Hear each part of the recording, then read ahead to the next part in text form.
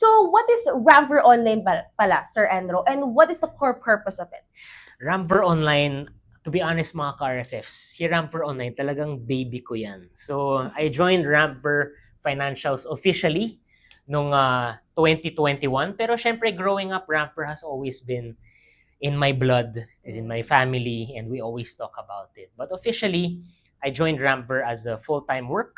And Ramver Online is the fruit of that. Kasi nga, very traditional si Ramver nung panahon.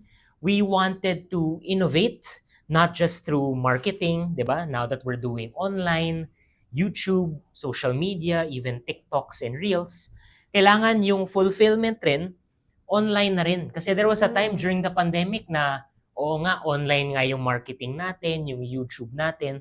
Pero pagdating ng inquiries, okay, gusto ko na mag-apply. Traditional yung nangyayari. I-email natin yung form, ipiprint nila yung form, sasignan nila yung form, isa-scan nila, tapos i-email ulit nila. Tapos, yun nga, it's a full step process. Pero with Ramver Online, the goal is really to simplify our RFF's journey to wealth creation. So, that's really it, no? Making it as simple as possible.